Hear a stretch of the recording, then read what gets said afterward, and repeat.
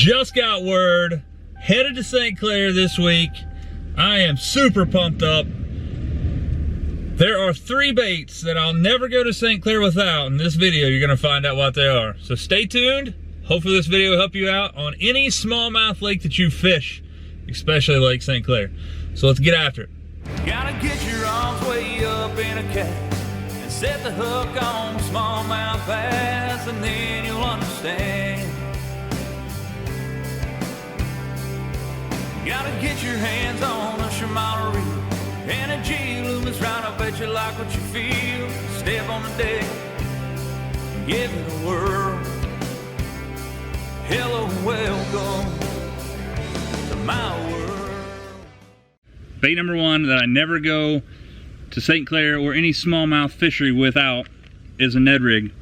Ned rig is very, very simple. This is something that I pour here at my own house. It's a do-it mold. I think it's called a Midwest finesse jig through there. I'm pretty sure that Z-Man made this bait popular. It's called the TRD rig. This right here is one of my favorite baits, which is the finesse TRD. Fish any color you want to, as long as it's green pumpkin.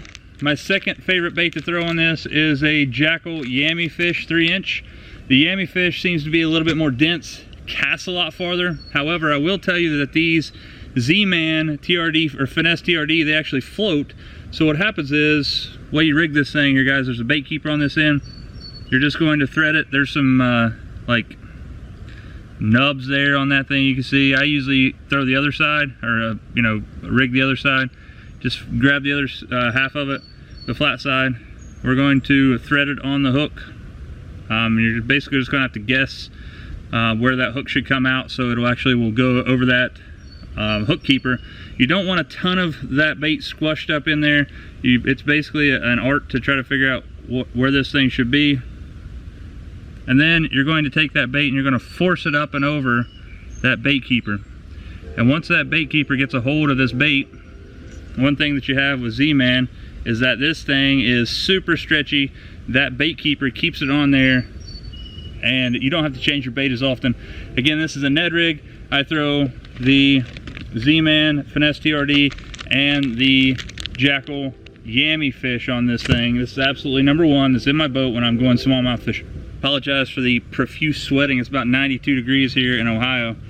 My next bait that I never go smallmouth fishing without is a drop shot. The baits that I throw the drop shot, or on the drop shot more often than not, is a this is my favorite, actually, a Jackal crosstail shad 3-inch. This is green pumpkin. These things have phenomenal action. This is one of my favorite collars right here. That's what I'm gonna put on here. This is a blue pearl shad.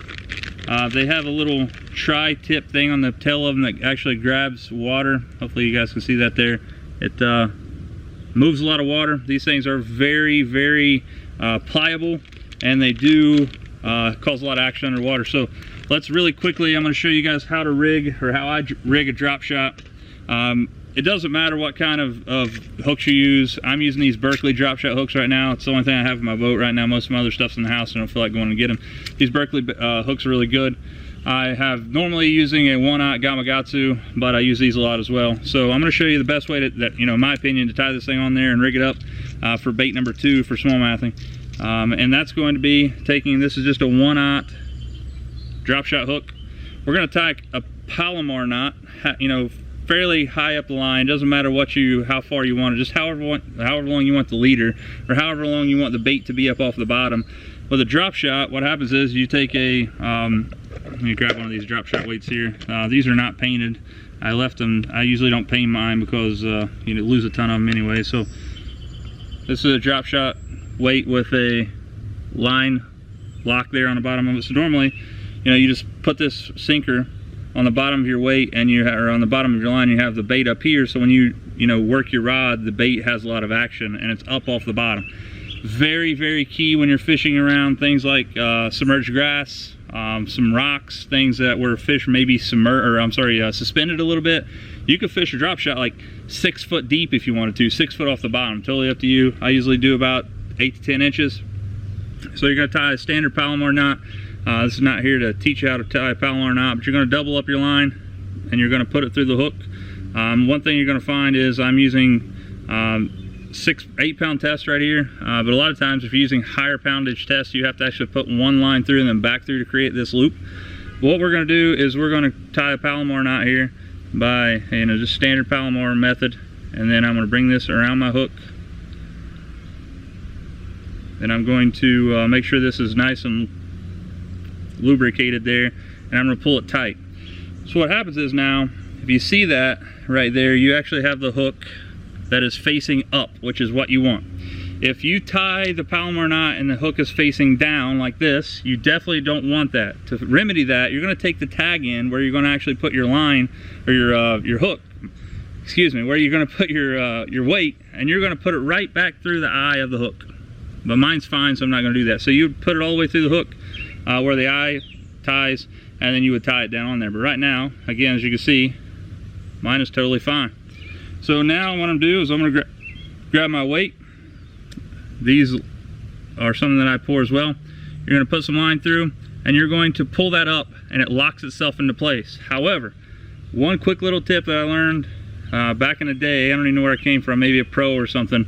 You make one little half hitch knot there, and then it'll save you a lot more of these than you think. That one little half hitch right there will cause this thing to have a lot more tension on it to pull off. Normally they just pull right off, or they would you know, come out of that little line tie. So one little half hitch, you have this. Then you're going to grab your bait that you want to rig.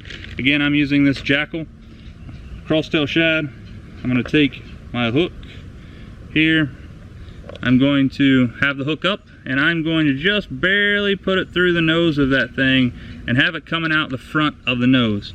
If you have it way back in here, what you're going to cause is a ton of line twist with your line. So that is a drop shot. Again, you can see this bait here, and as I move you know, it's going to have a lot of action. This thing replicates a minnow or a bait fish almost identically. Another bait that I throw on there again is the KVD Dream Shot is a phenomenal bait for this as well. Depends on what you have available. I have them both in here, but I am going to throw this at Lake St. Clair in a few days because I've had some, you know, some serious good luck on it. So that's bait number 2, drop shot. All right, bait number 3 that I also never go without is a tube. So this year I'm doing something a little different. I'm throwing this on a bait caster, which I normally throw on a spinning rod. I'm gonna try it on the bait caster. I have this on paired up with the 173 medium heavy Poison Adrena with the new 2020 Metanium. But the third bait I'm never going to go home with, or go smallmouth without, is going to be a tube. And a tube is a little different to rig than most other baits that you normally do. You have to think a little bit ahead. So normally you're going to take a tube head just like this. Has a slanted eye here to tie your line. You're actually going to have to put this in the tube first. Best thing to do is, you know, use some lake water or saliva or whatever to push this thing all the way up in here. Get it about where you want it. And then we're going to poke this little thing out the edge of it here. We're just going to push it through the bait and create a section where that can come through, just like that. We're going to tie it on with our favorite knot. Again, I'm just going to use a double San Diego jam knot with this. If you see this black thing here, that's just a weight stop or bobber stop that I use for a weight peg. So with that, I'm not going to take it off here because I use this for a Texas rig rod as well. So it keeps me from having to retie that, re-put that on there, and it's not going to be seen by the fish anyway.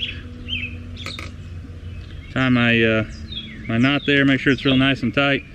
I'm going to bring this down again. This is not something you normally have on a tube jig, but I'm going to bring that down there just so it's out of the way and I don't have to retie it. So that's a tube. Everything that you see me throw here today is definitely going to be slathered with my new signature blend of JB's fish sauce, which is called Pinch of Garlic. It's available on their website right now. It will be available in higher quantities soon.